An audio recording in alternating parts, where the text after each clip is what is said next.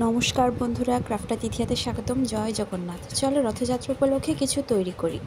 তো আমি hand painted কাঠের বেসটা আমি অনেক আগে তৈরি করে রেখেছি অফ ক্যামেরাতে, পরবর্তী কোনো ভিডিওতে দেখাবো। তো কী কী ইনগ্রেডিয়েন্টস আজকে লাগছে, অর্থাৎ কী কী উপকরণ লাগছে জুয়েলারিটা বানাতে, তোমরা ভিডিওতে দেখতে পাচ্ছ। আমি একটা পাটের বেস নিয়েছি, এটা আমি ঘরেও বানাতে পারতাম, কিন্তু সময় বাঁচানোর জন্য এটা আমি রেডিমেড কিনে নিয়ে এসেছি।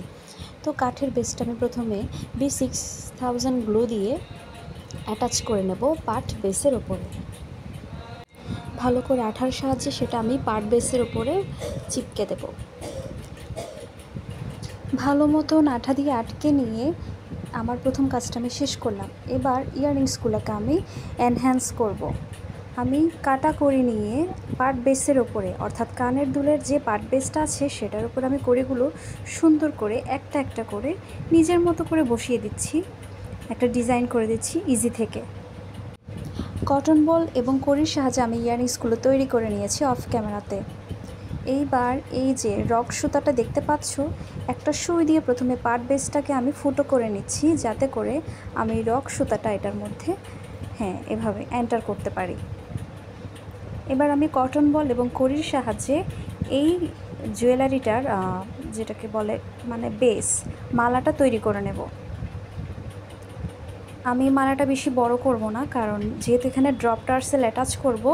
ড্রপ টার্সেল দিলে কি হয়, আপনার জুয়েলারিটা আপনি বড় করেও পরতে পারবেন, ছোট করেও পরতে পারবেন। অর্থাৎ আপনি চাইলে সীতাহারের মতো করেও পরতে পারবেন, অথবা এর থেকে ছোট করেও পরতে পারবেন। বড় ছোট করা যায় ড্রপ টার্সেল দিয়ে। তো কটন বলের সাহায্যে আমি নিজের মতো করে সাজিয়ে নিচ্ছি। আপনারা আপনাদের পছন্দের কটন বল দিতে পারেন।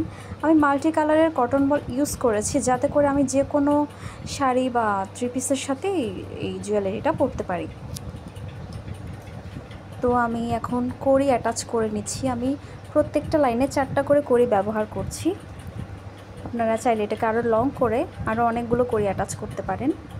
তো অফ ক্যামেরাতে আমি এই মালাটা তৈরি করে নেব, নয়তো ভিডিওটা বেশি বড় হয়ে যাবে। তো আমার মালাটা রেডি করা শেষ এক সাইডে। এবার আমি ড্রপ টার্সেল এটা অ্যাটাচ করে দেব। একদম সহজ, একটু ভালো করে দেখলে বুঝতে পারবেন, বা প্রথমবার বানাতে গেলেও হয়তো অতটা কঠিন মনে হবে না। আমি দুই সাইডেই জুয়েলারিটা রেডি করে ফেলছি। মালাটা কাজ প্রায় শেষ। এবার ইয়াররিংসগুলো পরার মতো বেস বসিয়ে নেব। এয়ার টপ আমি বসিয়ে নিচ্ছি B6000 গ্লুয়ের সাহায্যে।